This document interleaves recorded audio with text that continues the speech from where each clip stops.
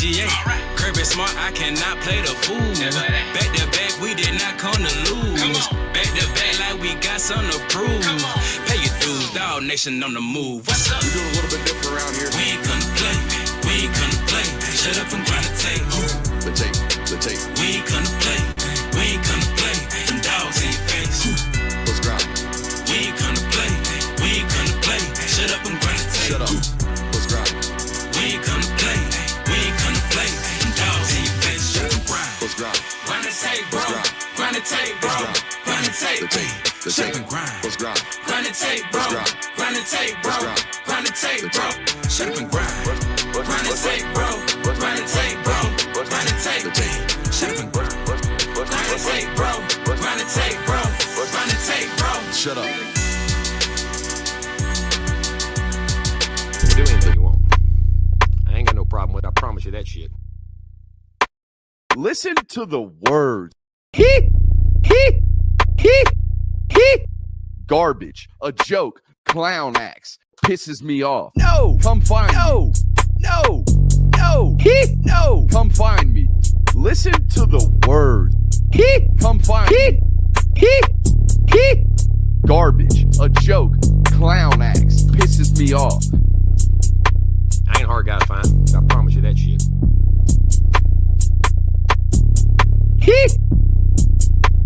Listen to the words. Garbage, a joke, clown acts, pisses me off. What is up, ladies and gentlemen? Welcome in to the Film Guy Network. I can tell my children have been messing around in my studio because where the hell is my nameplate? I just realized this. Where? Hold on.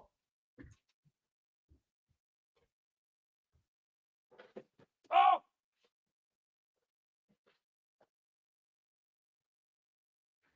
Don't worry. We got it. Just so anybody's confused, who's this fat-headed, red-faced MFer right here yelling at the microphone over the next hour? They about to find out. It's the Film Guy. Welcome in. It's a Sunday during the college football season, which means I am in here solo by myself, kicking it off. We're going to talk college football, and we're going to talk it hard. We're going to talk it good, and we're going to talk and have a good time over the next 45 minutes and try not to let, or however long we're here, to an hour. Trying not to let my ADD brain take over too much. Man, what a great weekend of conference championship games that we had, right? Absolutely delivered. Georgia beats Alabama 28-7. Some calling that BTA, some calling that belt to ass. So we'll talk about that. Ohio State beaten by Indiana. We got some crow to eat. We got some crow to eat today. Picked Alabama to beat Georgia because principle. 2-1 with that principle, by the way. But we're going to eat some crow today and put that principle to rest. And then we got to eat some crow by Indiana. If Indiana fans exist, which apparently they did, they exist really, really early because they were the first ones into the chat today to tell me that I'm an SEC soy boy, which I didn't know. I didn't know the folks up north, you know, I thought statistically proven they were more likely to vote. You see that?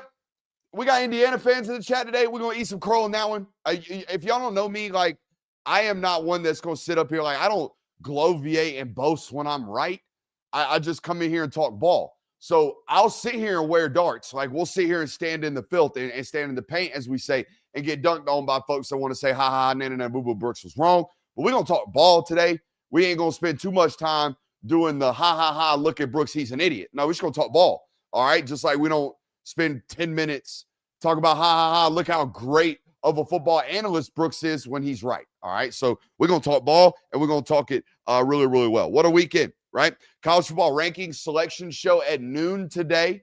We'll talk about that with the boys. The boys are going to get in here by 11:30. That's why we're here live on our Sunday reaction show at noon, or at 10, not at noon.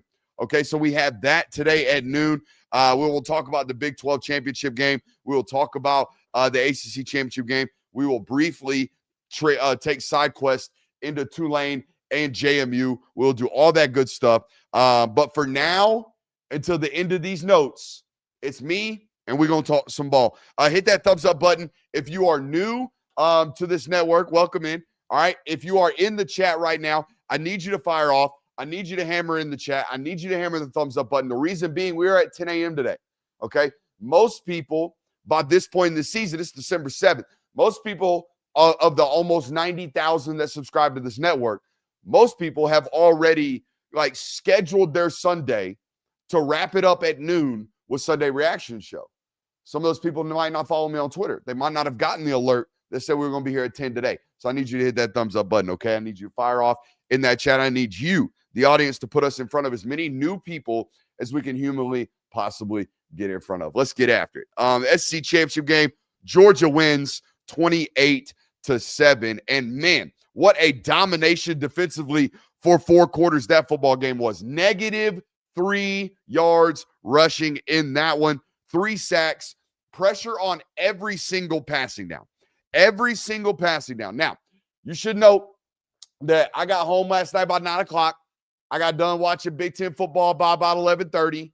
And then I, was hanging out being a normal person until about 12:30. Then went to bed, woke up this morning, and now we're here. Okay, so I have not watched the film. I'm not going to sit here and act like I've had the chance to watch the all-22 film. Hell, I bet the SEC championship game wasn't uploaded until about 1 o'clock in the morning anyways. I have not watched it. But it looked to me like I thought they brought 4 or 5 or 5 or 6 every single passing down. I felt like Georgia pressured or blitzed. Pressure is 5, blitz is 6. I felt like they pressured or blitzed on every passing down that there was in that football game. Guys, if you watch Alabama football passing concepts like really closely, if you study the film, if you watch us on this network, they are 7 yards and beyond. It's either 7 back to 5 in a hitch, like hook up curl zone window, or they're driving the ball down the field, right? Or they're driving the ball down the. There's no now screens in that offense. There's no swing screens now. There's no. If they're trying to attack the edge, they'll jet sweep, but that's about it. There's no ball out now. Everything's 3-step. Nothing's a half hurdle or a half hitch quick game. There is none. It's traditional passing. It's NFL passing in that offense. So I felt like the change just off watching TV copy, the 19-minute, mashup that I try to give myself right before I come in and do these Sunday shows if I don't have a lot of time, as I didn't today. What I've noticed off the TV copy was defensive back depth. I felt like defensive backs, even if playing zone, were camped at like 6.5, heels at 7, and they were just kind of catching. And I feel like that disrupt the I got a now window Ty Simpson type of football. Like if you watch Ty this year, it didn't really matter if you got pressure, which everybody got pressure. What mattered is if you took away primary windows, if you made him hold the football. If you could make him get to the top of his drop and not having to answer now, you could get him because they're a horrendous offensive line in terms of pass protection, and that's been a problem all year long. I felt like the entire box, the box in the extended area for Georgia's defense was playing downhill for 4 quarters. And that means if I'm allowed to play downhill in the box for 4 quarters, do you know what that means, guys? That means they were strippity straps in the back end. They have to be. If I can feel as if I can get downhill and I can play like this as a first and second level of defense, buddy, everybody in that third level is hip to hip with whoever they are guarding. It has to be. Again, don't need to see the tape to know that. Whether it was man-to-man, whether it was zone, whatever it is, Georgia strapped them for 4 quarters, okay? I felt like personally, if they couldn't get the ball to Ryan Williams now, either behind the line or a little flare screen or a little arrow into the flat, if they could not get him the ball now and have him make 4 or 5 people miss, there was no offense. There was no offense. And I think that's, I feel like every photo I have, okay, I shoot from the back of the opposing offense every time Georgia plays. So if they pressure, I know, I could see it. There was maybe 3 dropbacks, maybe 4 dropbacks all game where that dude wasn't either rushed off his spot, hit, have to be thrown now, pressured, flushed out of the pocket, whatever. I mean, it was everybody. Dinkins got him. Ja'Cory Thomas got him. Gabe Harris got him. Quintavious Johnson pressured him. Chris Cole pressured him. Raylan and CJ pressured him. Christian Miller pressed him. Xavier McLeod pressed him. Like, everybody got home. And honestly, I felt like everybody got home in the first matchup. If you really watched it, everybody got home in the first matchup. SOB just had the answer by the time he got home. That was the difference in the second attempt at that football team than the first. You want to talk about cracks at them? That was the cracks. I think the crack was the pattern matching. I think the cracks were the pattern identification. Yeah, y'all probably got better at stunts. Y'all definitely have gotten better as a defense because you've gotten older. A lot of young football players. But the cracks, like getting a second opportunity, that was the offensive structure, the passing concepts. Y'all strapped that. I would imagine we're going to see a lot of bunch from Alabama because that's what they do. And a lot of, we going to sort that bunch really, really good right now. Watch this. Bang. I got him. I got him. I got him. All unspoken. Over top, inside, outside. Bam. Trap the flat. Get it done. Absolutely get it done. They got it done on the defensive side of the football. And they did it with Rayshawn Dinkins playing over or instead of Jonel Aguero. Jonel Aguero got a wrist problem. He had a big old hornet's nest on his hand. And they figured, hey, might as well play the guy with two hands. Thought that was a good idea. They gave him a series. The shark was swimming. They gave him 2 series. Shark was eating the small schools of fish. They gave him 4 or 5 series. Shark was swimming in the deep ocean. And they left him out there. And guys, we've talked about this with special football players at Georgia for a long time. All right. And everywhere, really. All these really, really highly touted, which is all of the roster, 4- and 5-star football players that are true freshmen. Kirby Smart I don't know if it's like this everywhere else, but I know it's like this with Kirby. And I'm sure it's like this with DeBoer because they got a lot of freshmen playing too. Hey, just see if he can swim. It's deep waters out here, but see if he can swim. And he starts swimming. Sharks are sharks, man. Like they pop. They like natural football players, and they felt this about that Dinkins kid from day one. If you are any type of subscriber to any type of Intel network like we have over on patreon.com/Brooks Austin. But it was very obvious they felt like this kid was not only like going to be good ball player, football instincts, just quote unquote, just gets it. You ever heard that? That was what Dink is. That's what Dink is. Okay. And they have talked about him from day one. By the way, summer enrollee. Could you imagine what that kid would look like right now if he was enrolled in December of last year? If he had been on campus for 12 months going on 13 instead of 6 months going on 7? You know what I mean? The difference on that one would be. Ja'Cory Thomas played great too, led the team in tackles. Ty Simpson needs a lot of help. Zayden Walker, I forgot him in that mix. Ty Simpson needs a lot of help, and he needs it now. Everybody talks about their offensive line. They're horrendous at running back. They are absolutely horrendous at running back. And I never thought that's what it would be. I never thought that's what it'd be. I never thought that's what they would have going on. Now, Jam Miller's banged up, out of this football game, didn't play, which I thought that was the absolute disguise of disguises from a reporting standpoint. They thought they was going to trick the media into, is he available? I thought he got carted off against Auburn. I thought it was like, damn, what? Oh, ow. I thought it was like one of those. So I didn't expect him to play. Now, here's where I was wrong in my analysis on their roster. I thought Daniel Hill was going to be special. It is very clearly way too much for him right now to be the guy. He can't quite handle that. The amount of times that guy has been picked apart in pass protection the last month of the season, it's cost them a lot of opportunities. It's cost them a lot of deep field work. It's cost them a lot of opportunity to keep their quarterback upright and with inside the pocket. Absolutely atrocious in pass protection. And then they have to bring A.K. Deere in, who I know A.K. has a tremendously bright future for this football team, as long as he can do it before Xavier Crowell starts to do it for this football team, by the way. But A.K. Deere comes in there, immediately busts an assignment, and that's the play that Ty Simpson has to slide down on. And it's like, what the hell do we do? What do we do? We got, like, even with, like, bro, Jam's winnable. Jam ain't, like, all conference good. Jam's just, if we play him, we know we're not bad at the position right now. The other guys are not good enough. And that's crazy to say about an Alabama roster. Now, Justice Haynes' departure probably hurts. Like Richard Young not being what we thought he might have been out of high school probably hurts. There's a lot going on there. There's a lot that we could probably explain away.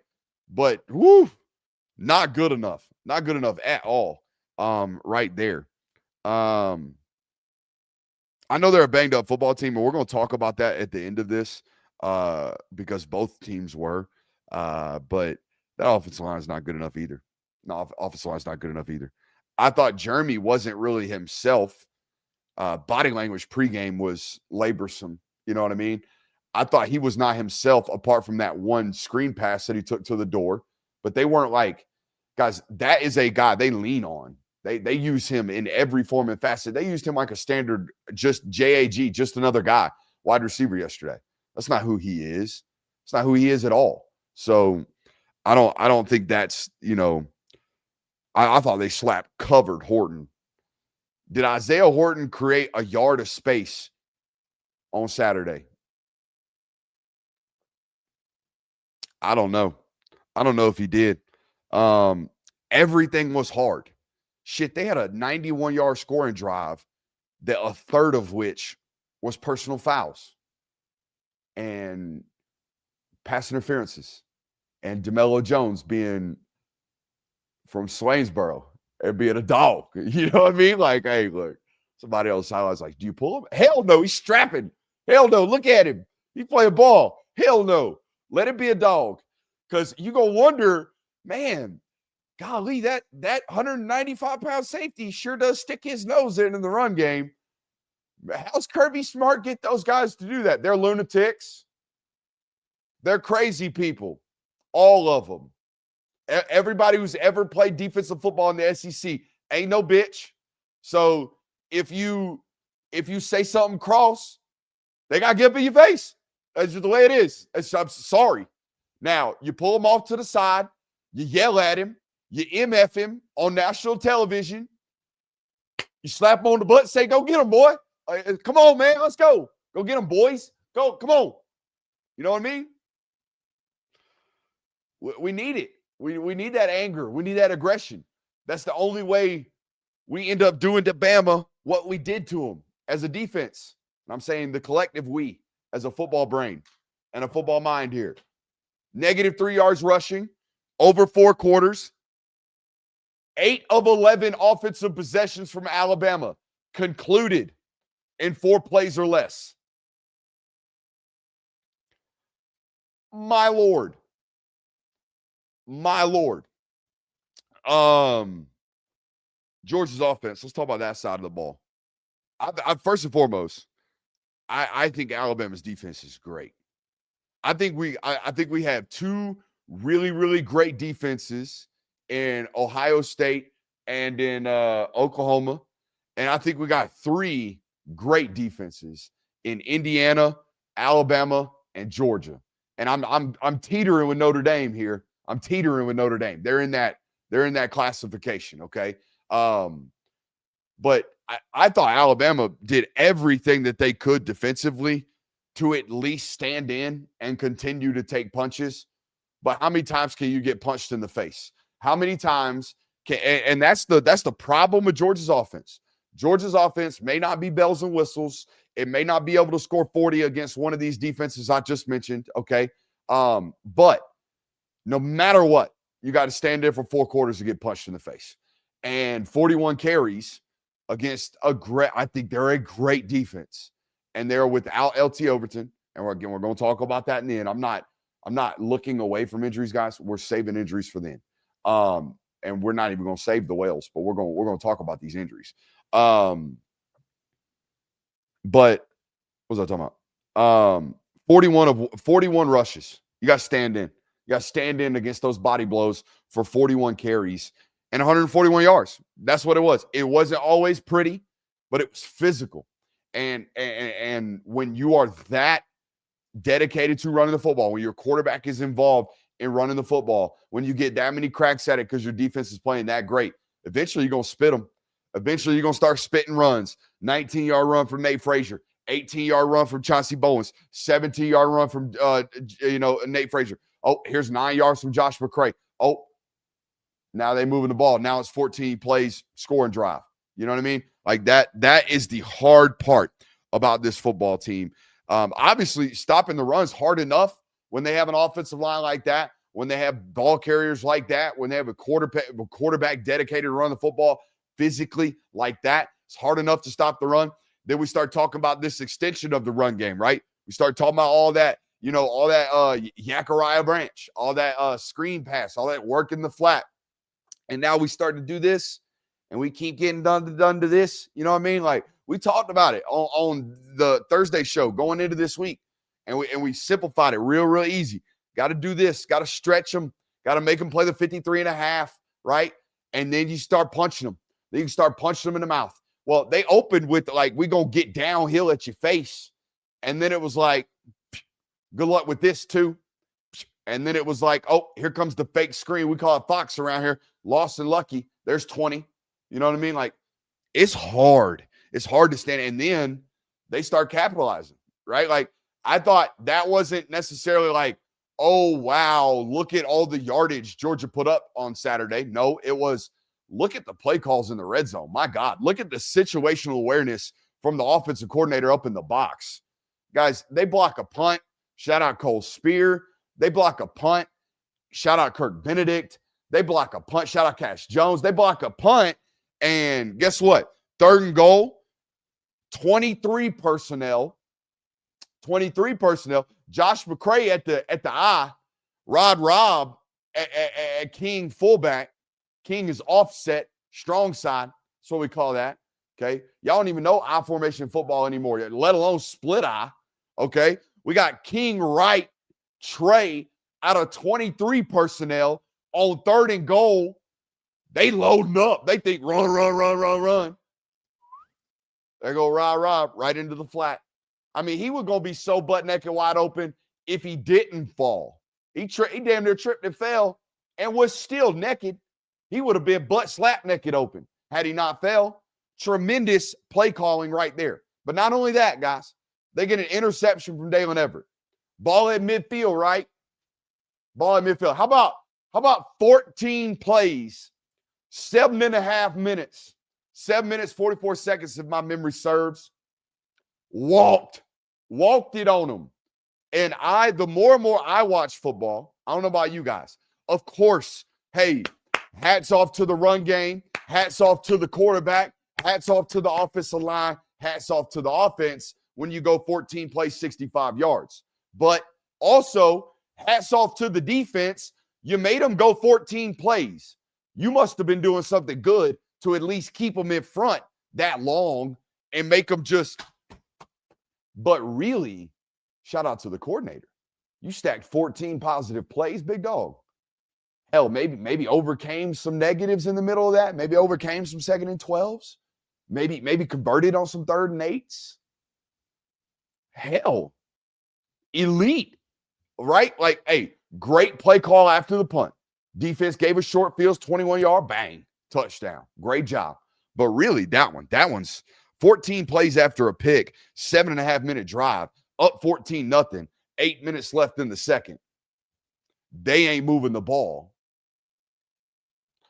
Whew, that's a great start to a football game. By the way, the touchdown, I think the second touchdown actually comes in the second quarter because it's in the end zone that I took a photo of. The photos, if y'all watch the photo album, that photo of the Dylan Bell touchdown, you can see him progressing. You can see the window open up on the dig. He gets his feet set. There is no space at the top of the dig. But if there's no space at the break point, there will be space after the break point. Do we know why? Because the wide receiver's breaking first. Y'all get that? If there's no space at the break point, there will be space after the break point.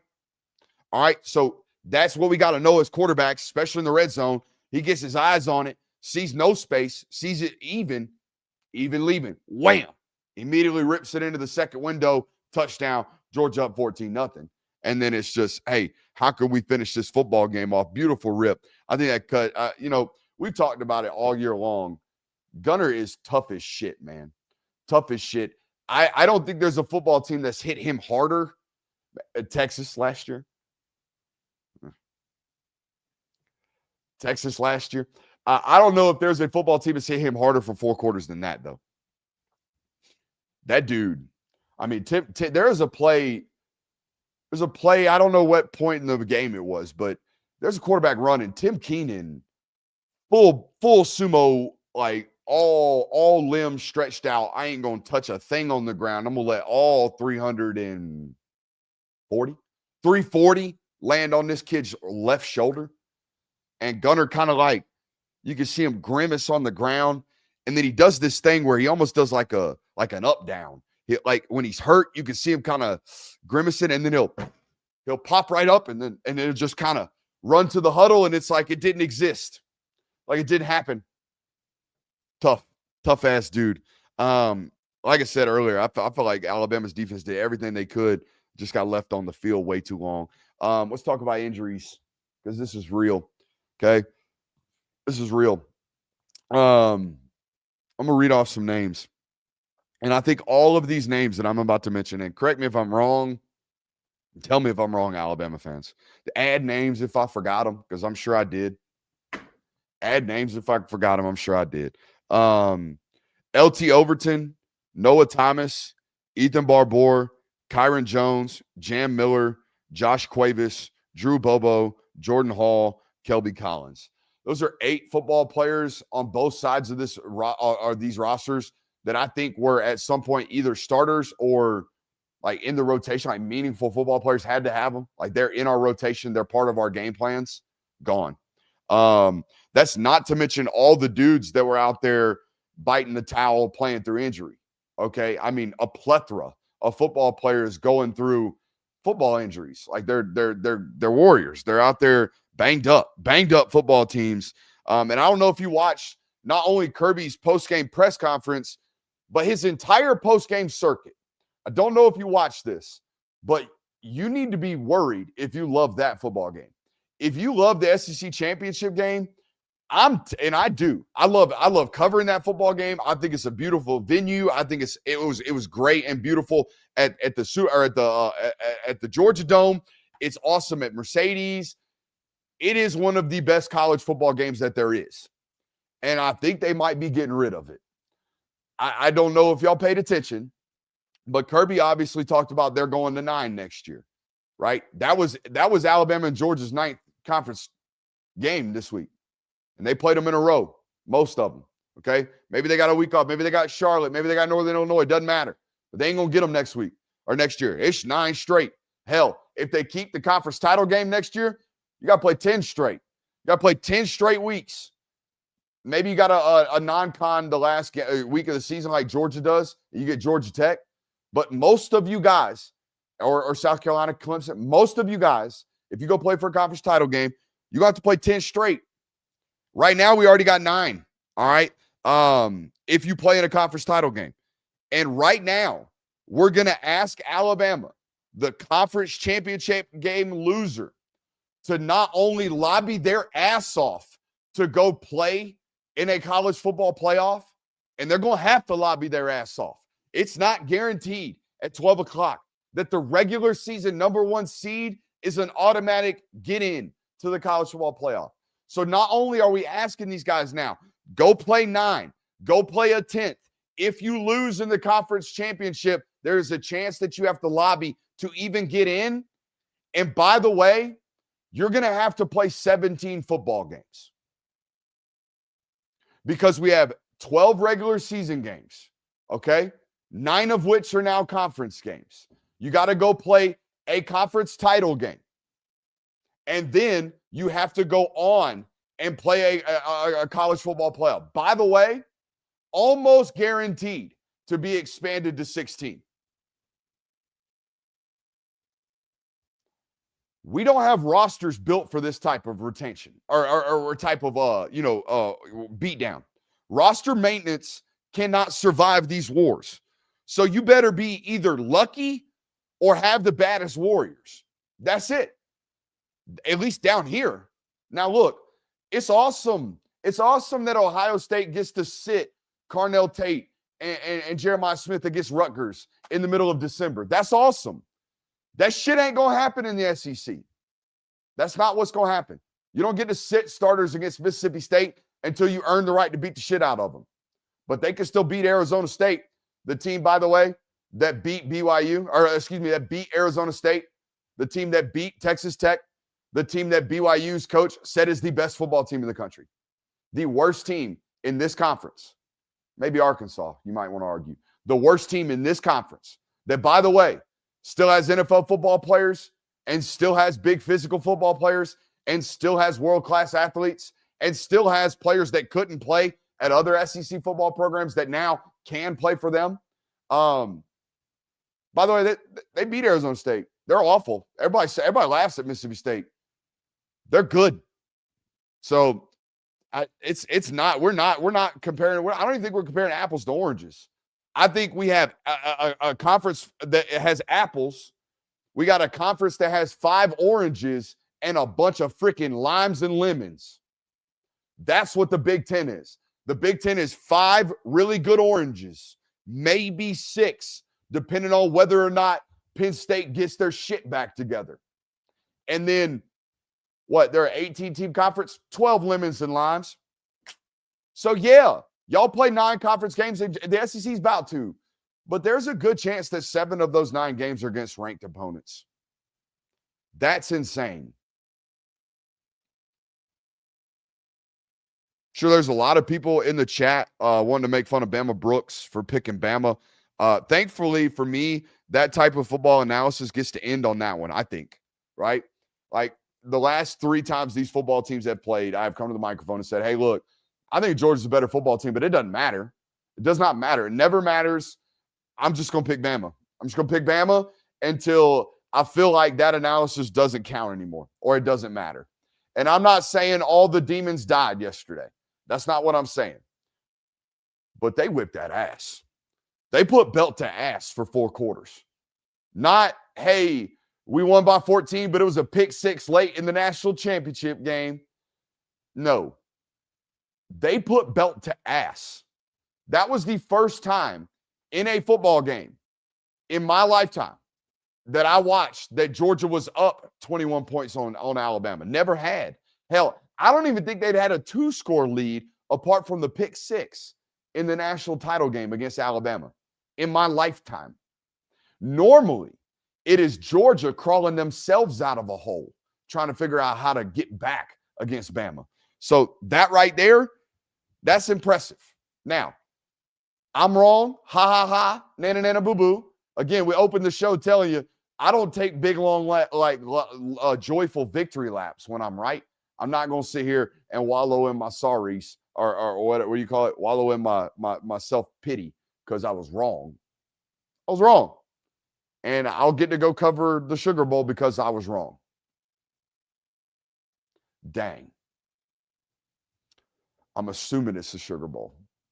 I mean, if you're Ohio State, you definitely pick the Orange Bowl, right? You want to stay in that Eastern time zone? Just a thought. Or Indiana, excuse me. If you're Indiana, you want to stay in that Eastern time zone. I do worry about the future of that SEC championship game. I thought they basically were hinting at they're going to get rid of it. If you listen to Kirby Smart's interview with the SEC Nation and SEC crew, him and Tim Tebow are talking about how they're about to get rid of that. And I hate that. I texted Will Compton Saturday morning. He asked me he texted me, said, how you feeling? And I texted him, I said, I find a real hard time wrapping my head around a one-dimensional football team beating Kirby Smart and Glenn Schumann twice. But if anybody can do it, it's Ty Simpson. He couldn't do it. I don't know how you could. That guy's got no help. None. Let's go to the Big Ten Championship game. Make sure you're hitting that thumbs up button, like, subscribing, rate, reviewing. We got a bunch of people in here. I don't know how many of them are YouTube, how many of them are Tweeter. I don't know how many we got going on which way. Let me check Twitter or YouTube right quick, and I'll give my own answer. Bro, let's see. Oh my God. Hey, yo, what is up? Y'all folks showing out on YouTube today. I hope all of y'all are subscribed. If you're not, that's what's up. Let's go on to the Big Ten championship game. Indiana wins 13-10. College football is a game of explosives. Take a quick break. Take a quick Lucy's Breaker. Shout out to Lucy's Breaker, promo code FGN. Get you 20% off your first initial purchase over there. Okay? Promo code FGN, lucy.io. Promo code FGN. Get you 20% off your first purchase over there. Today, I'm on them mints. I'm on them Lucy Breaker mints. Shout out to those guys. Let's talk Big Ten. First of all, it's not my fault. It's Veritone's fault. Look, all I got is TV copy. That's it. That's all I watch. I can watch your Big Ten footage. I can watch all 22, but I'm already watching 18 hours of footage a week, all 22, of teams that allow me to take their stuff and put it on my YouTube channel and educate their fans to no cost, by the way. I don't what do you call it? I don't monetize any of that work, by the way. That's all 22 that the conferences take the money for. Every single one of those views goes straight into their pocket, not mine. So I do it from an educational standpoint. That's why I choose to do that. And I'm really, really good at it. That's why I do it. But Veritone, the Big Ten, they have said, nope, not allowed to. So guess what I do? I watch them on TV like every other college football analyst in the world. So guess what you get from me? You don't get my typical locked-in analysis, I don't think. I think you get TV. I'm watching them on TV, and that's when I watch them analysis, like every other guy with a microphone. And I think it makes me bad at predicting or even talking about their conference, really. It does. I don't think I'm as good talking Big Ten as I am SEC. That was proven when Michigan physically beat the shit out of Alabama. I mean, I went viral as hell. Michigan fans 2.5 years later still give me shit because I said, no way you're going to out-bully an SEC football team. They are a bully. That's what Michigan was. They bullied the shit out of Alabama. I didn't think that was going to happen. So when I say things like, I think Indiana is a top 20 fringe talent roster that coached, developed, executed, cultured their way to top 3 results, now top 1 results going into the postseason play, I think people thought I would, and I said, well, that doesn't work against a roster like Ohio State's that's also well coached. I think like that sounds stupid as hell now. That also sounds stupid as hell, the idea that my last analysis point on this football game was you're not going to beat them with sim pressure. You're not getting home against Ohio State with offense or, linebackers. You're not. Bullshit. They sacked them 5 times in the first 3 quarters? They housed them. They absolutely bamboozled them, ransacked them, had them like, where are they coming from? Offensive line from Ohio State looked like they didn't even do blitz pickup period this week. It was crazy. After watching them hit home run after home run after home run against the blitz last week against Michigan, they like poop this week, getting whipped left and right. So, again, that's on me. And that type of chaos and that type of havoc, that you probably don't see it on the TV copy every time you watch them, depending on how squeezed in the camera angle is. The other thing that they do, you ain't never figuring out what safeties or what coverage they're playing, right? Is it 1 high, 2 high, 3 high, what they got going on? And why is this important? Because, guys, when I see 2 high, I'm thinking, okay, I got the skinny, the middle of the field is open. If I don't like the skinny, I might work back to the dig, or, hey, I got the smash right here. We got a hitch and we got the corner. If they're playing 2 high, all I got to do is look at the corner. Is he squatting? Yep, I got the corner on the flag route. You see what I'm saying? But if they're playing 2 high pre-snap, and now all of a sudden the middle of the field closes, now all of a sudden the skinny to Carnell Tate is not my initial read. Now the skinny has gotten closed. The deep over is running to grass. You see what I'm saying? Julian's saying wasn't, I don't think, prepared for that. That's the first time he'd seen that. On top of, shit, where are these guys coming from? Where am I getting hit from? Where do I need to move? Where is the space in the pocket? You know, all that, you know, exacerbated itself in that football game. Now, I don't like over exaggeration. I don't do it's not even close. I don't feel like I say that very often. I don't even feel like I invoke the words greatest of all time all that much. But I 100% wholeheartedly agree with Urban Meyer and what he said post-game on Fox. Said this is the greatest coaching job in the history of college football. He said it's not even close. I don't know the history of college football that well and in depth to tell you. But this ain't supposed to happen. This ain't supposed to be like this. If they go on and win the national title, it will be the greatest coaching job of all time, in my opinion. They are a bunch of misfits. I don't think that's a coaching talking point that they think that resonated with their team like nobody believes in you. I don't think that's bulletin board material. I think that's real shit. I think every single one of those kids feels like they found Indiana, like they had to end up at Indiana, that their lives and their careers are being reinvigorated because of this place, because of these people, because of this team. That's real.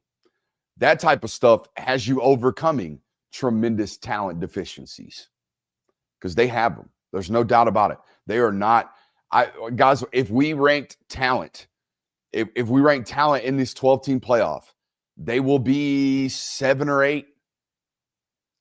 They're the number 1 ranked seed, and they deserve it. And they've earned it. And they are a great football team. They're a great football team. I think the most important thing for that football team, was that Elijah Surratt goes down for a month, basically, right? Wasn't it a month, Indiana fans that have found their way to us? And I'm sure they're calling me all kinds of names in the chat. It was about a month ago, Surratt goes down or is limited. He's like not playing at all. And now all of a sudden, my man Charlie Beckert from Tennessee, my man Charlie Beckert's got to be the guy. And we've got to, I know y'all talk about summer workouts. That's great. Everybody talks about summer workouts, but summer workouts don't matter unless we build rapport in game, unless I know you're a dude on Saturday, right? I was a big cage bomb hitter. You know what I mean? Pre-game, BP, batting practice session, buddy, I'm hitting nukes. I'm hitting freaking nukes. That first at bat, though, I'm rolling over to second baseman. You know what I mean? Like I'm rolling over shortstop. It's like that. Cage bombs. You got to go lay them out. You got to go hit bombs in real life. Beckert and this team has started to hit bombs without Surratt. And now Indiana has 2 6'4", 205-pound dudes. I thought they picked on Styles all day. Number 3, it's Sonny Styles and then the other Styles. The other Styles is number 3. He got picked on. He was the game plan. The game plan was to take 3 deep and see if he could swim. And he swam about once and died about 3 times. And that's all it really takes, man. When we're in a 13-10 football game, when we're in there's going to be 2 touchdowns scored all day football game, all it is field position. All it is flipping the field, Lorenzo Styles. All it is getting explosives, finding 3 or 4 of them. And that's exactly what Indiana did in that football game. It's insane to me to see how quick of a turnaround that has been in 2 years. Absolutely insane. Congrats. Seriously. I mean, moving forward, I'm gonna have to legitimately just probably go study you guys. Not study you from a film standpoint. Obviously, I need to study your football organization. I need to study what you're talking about in meetings. I want to know how you're motivating. I want to know how your practices look. I want to know how your weight room off season looks. I want to know how your damn offensive install looks. This has everything to do with organizational structure. This has everything to do with, I'm sure, like player identification. I'm sure they've been great in the portal. That number 21, the linebacker from Navy, he's been great for them this year. He leads their team in sacks. He's been great. Player identification, I need to know their roster identification and player acquisition strategies. I need to know it all, right?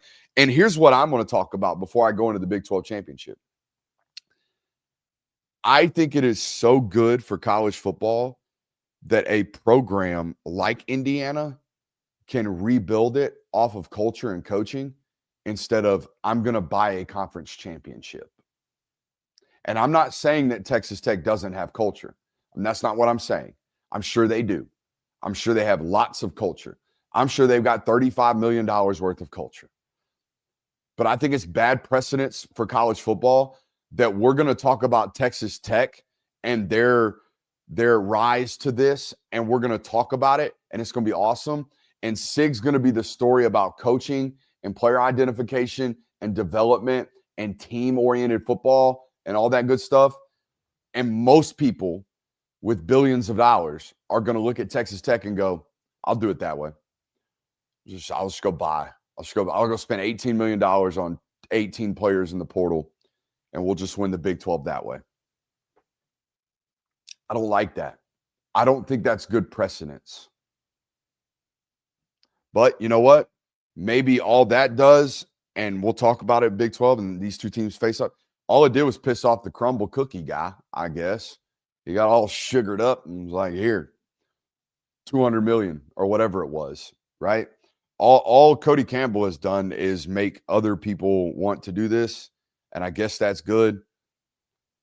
But can we just talk more? For every time we put Cody Campbell on TV and we talk about the oil money that he's using to buy Texas Tech's relevance, and I'm happy for Texas Tech football fans that they are relevant. That's awesome for them. They've waited way too long for this in a state that cares about football. But for every time we put Cody Campbell up on the screen, can I just have like a little SIG in the corner saying, you can do it this way too? Please.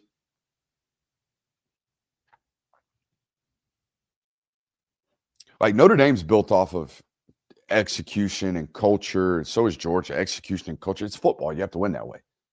But those teams have top 12 rosters. This team doesn't. This team doesn't. And they're the number one team in the country. Let's talk about the Big 12. Now, I don't know if they're here today, but they should be, because some Alabama news reporters, TV guys, they got introduced to a ball knower yesterday in the photo room. Okay, so for those of you who don't know, there's two separate media halls. There is a press box, and then all the people who are on the field have to go to this other little like room. And it's just a small room, couple TVs, no windows, no nothing. Okay, and we're sitting there watching that game, and it's 7-3. BYU is up. And they show a clip of Bear Bachmeier doing that one, doing the limpy hobbling around. I said, ball game, Texas Tech, Big 12 champs. And the news anchor looks at me and goes, what you talking about? They're down 7-3. And I said, I know.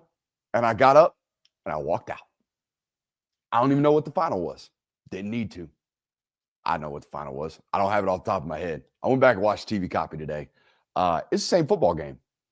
It was Groundhog's Day. It was the same football game, but instead of the running back from BYU being hurt, it was the quarterback from BYU being hurt. Cooked. Absolutely cooked. Absolutely cooked. Just dominated. Defense looks really, really good. I just wonder, guys. And look, Texas Tech, I'm going to find out about you. I'm going to find out about you moving forward, because you got to go play 3 really, really good ones in a row. All right? But who's the best offense Texas Tech's played all year? I'm going to read you a schedule. Arkansas, Pine Bluff, Kent State, Oregon State, Utah. Decent run offense. Devin Dampier. Decent offense. Good offensive line. Good offense. We'll call it good offense. Houston. Kansas. Arizona State, they got beat. K-State, K-State. This was prior to their 750-yard explosion against Utah. Don't know how that happened, but K-State, I wouldn't call them a good offense. They played BYU twice. Like, is BYU the second best offense they played all year? The freshman quarterback can't run the football against good teams, BYU Cougars. Jace Roberts, their best weapon, a 6'4", 200-pounder at X. Really good. But, like, that's what we're talking about? Okay. UCF, West Virginia. They've played nothing on the offensive side of the football. They look great. But I have a hard time. How do you project it? How do you look at it and say, this is what it's going to be, right? It's going to be so much better. Now, I guess you can say, well, Brooks, they just stole guys from other Power 4 rosters, so they must be like from other conferences, so they must be, you know what I'm saying? I don't know. It's all projection for me for that conference, just like it would have been if we get anybody out of the ACC, which we won't because they got doomsdayed. Now we get 2 mid-majors. I know that they've spent a lot of money. I just don't know what they are. I don't know how they've been tested. You know what I'm saying? I know what Indiana and Ohio State can do now against really, really good offenses. They got great defenses. I didn't know going into it. I thought they had great defenses. We couldn't confirm it. Now, we saw Indiana play well against Oregon, right? And we saw Ohio State play well against Texas, and we saw Ohio State play well against Michigan, but they got a 52nd ranked strength of schedule.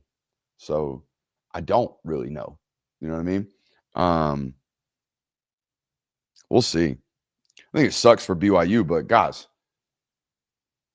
you got thumped twice. Yeah, you ran through the rest of the Big 12, but doesn't that say more about the Big 12 than you? I think it says far more about the Big 12 than it says anything about BYU. The fact that Texas Tech can thump them twice and then they thump the rest of the league. Oh, by the way, the team, again, just to reiterate, the team that beat this unstoppable force out of the Big 12, Arizona State, lost 2 weeks or 3 weeks prior to that to Mississippi State. Speaking of conferences that are confusing, Duke wins the ACC at 8-5, and thus has their lawyers getting ready. Because I would imagine here in about an hour, we're going to find out that the ACC is nowhere involved in the college football playoff. Now, I thought the Mountain West did a great job. And I went to Pate's show Friday night. I think he brought this up. Mountain West did a great job of saying, hey, don't really care what our metrics told us should play in the conference title game. We're going to have our 2 highest ranked football teams play, and that's that. We're going to have our 2 highest ranked football teams play, and they're going to get after it. Could you imagine if the ACC commissioner had some stones and would have just said, Duke, I know. And look, get your lawyers ready. That's fine. We'll go to court with you, whatever, if we can. But do me a favor, Manny, we need this $20 million, buddy. We need this money. And we ain't about to get it because you just ransacked the whole conference. And now James Madison's getting the $20 million. And now Tulane's getting the $20 million. So thanks. But they should have just said, all right, Miami, Virginia, let's go. Miami, Virginia, line it up. Y'all are in Charlotte. Let's go. Winner gets to go to the playoff. At least we get a rep. And I know that goes against all of their rules. But I don't give a rat's ass about your rules, really. I really don't, because I think your rules are goofy.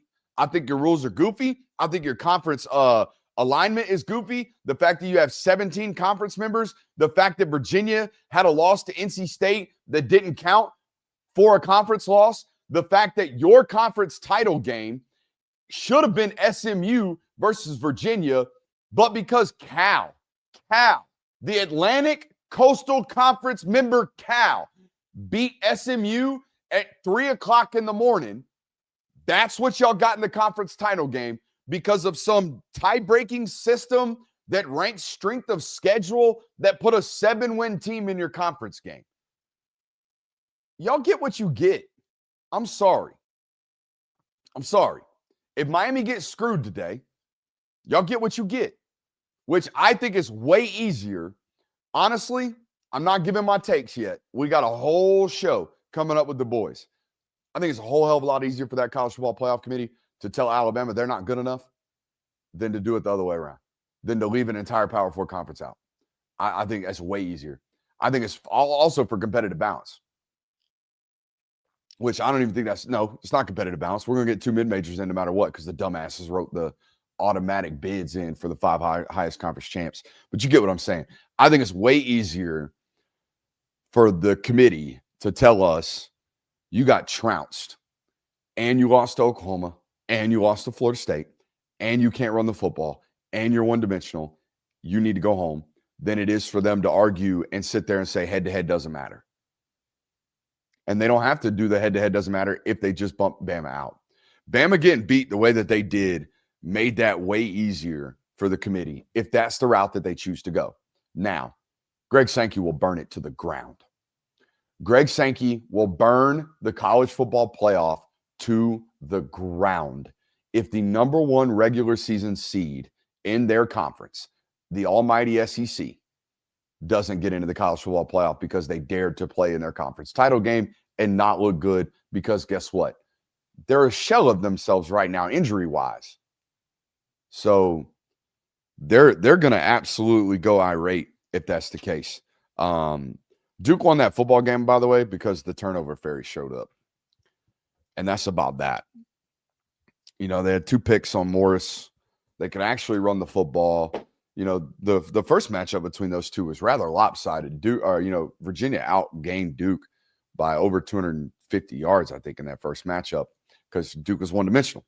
By the way, I said going into that one, like, the doomsday scenario is a legit possibility because Darian Mintz is an NFL quarterback.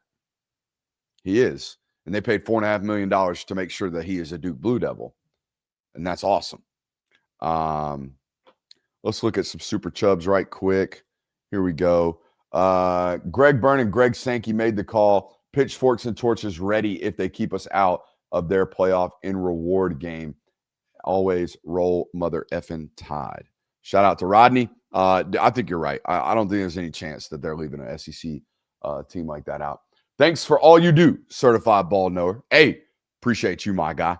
Mundangerous, contributing to the Get Bama Brooks a Power G shirt fund. Thanks for a great season. Funny story, my mother-in-law, shout out to her. She's awesome, by the way. I'm not one of these guys that like shits on his in-laws. I love my in-laws. They're great people. They've always loved me. But I'm kind of likable, I guess. I'm good with parents. But the moment I got hired to cover Georgia, I've been with my wife 10 years. We've been married for 6. I've been covering Georgia 7. So there was a long time there where I wasn't doing this job, right?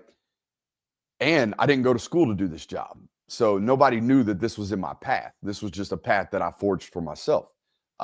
Luckily, thanks to you guys and a lot of effort and some talent. I think I'm pretty good at it, but it's a lot of effort, a lot of luck too. But my mother-in-law has no idea the rules. So all she heard was my son-in-law got hired or has an opportunity to cover the University of Georgia. So the first 2 Christmases, she's like, she buying me Georgia quarter zips that I got to give away. She's buying, she bought me a competitor's book, a guy that I don't have a lot of love for. I don't got hatred for the guy, but I don't like him. I damn sure don't love him. I damn sure don't want my mother-in-law buying his damn book. So she just didn't know. So like, I probably have one laying around somewhere. I just don't wear it. Let's see here. My mouse is going crazy. I'm trying to put this one up. I remember going 3-8 in 2000. It's been far worse. Did well for a one-dimensional team. Coach Kalen DeBoer got us to the SEC championship in his 2nd year while beating our traditional rivals. Grats, dogs. Y'all were superb. I wonder if they feel that way. Here's what I'll tell you. If I were a drunk, obnoxious Alabama fan, I'd have fired his ass yesterday. I'd have fired his ass for going for it. Now, look, this is drunk, irrational fan. This is not analysis. This is not analyst. This is not certified ball knower. So do not clip me. This is drunk, obnoxious Alabama fan that left after the 4th and 2 in their own end. I'd have fired him for this reason. Why in the hell are you punting the football on your own 34 on 4th and 1? It was listed 4th and 2, short 4th and 1, short 4th and 2, 4th and 1.5. Why are you punting the football there, but choosing to go for it 4th and 7 in your own end 6 minutes later? Guys, when he punted the football 4th and 1, 4th and 1.5, 4th and 2, when he punted the football, I think there were 18 minutes left in the football game. They were down 21 points. And people were saying, but Brooks, we can't move the football. Exactly. You can't move the football, which means 4th and 2, a short 4th and 2 might be the best fourth down opportunity you have the rest of the way. It played out that way. It was like 4th and 8 inside his own end, inside his own 10, and he's going for it. I thought that was weird. I thought that was terrible, terrible management of the game, in my opinion. Just me. I don't know how Bama fans felt about it. I felt like, what in the hell? What are we doing? I'm standing up pacing because y'all think I'm a fan of teams. I'm a fan of good football. Watch me. Watch me during those games. I'm standing up going, what is he doing? What are we doing? What are we doing? Why are we not going for it? Does he not know? I'm freaking out. And he punts football. And then he does this shit and goes for it on his own end. And I'm doing the same thing. I'm like, what?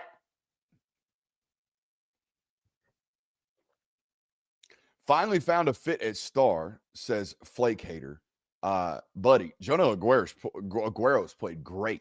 If Rayshon Dinkins playing that well at Star does anything, it allows Jonah Aguero to play safety. But Ja'Cory Thomas played great. I think you just got your future. You didn't get your present. You know what I mean? Even though it was a gift. How about them dogs? He paid me to say it. I had to say it. Great show. Thank you. Casual Bama fans don't realize they can't put GOAT expectations on a guy in year 2. Hasn't even had a chance to fully get his style of the team built in yet. Giving him 4 total years, and then we'll see. Look, I wish everybody operated like that. You know, I wish every fan base operated like that, but that's not the reality. You can't go 4 years. And like, honest to God, if he doesn't make a playoff next year, there are going to be people that realistically, and I'm not talking about fans, I'm talking about people in the media with real platforms. There's going to be people in the media, if he doesn't make the playoff next year, say he got to go. And he's going to make it today. I think he's fine. But at programs like Alabama, Georgia, LSU, Ohio State, I feel this way about Michigan. Okay? There's probably some others. If you don't make a playoff in 3 years, if you go 3 years without being a top 12 football program at any one of those schools I just mentioned, I'm at least Googling the buyout. I think that's fair. I hope you guys enjoyed it. I hope you hit that thumbs up button on your way out. I hope you are here today at noon. Go take a 56-minute break like I'm about to. Okay, the boys, I'm sure, sitting in the parking lot waiting for this one to end, which means Kirby has finally watched the Sunday show. Doubt it. I bet he's sitting in the car watching Shane Gillis. We'll see in a little bit.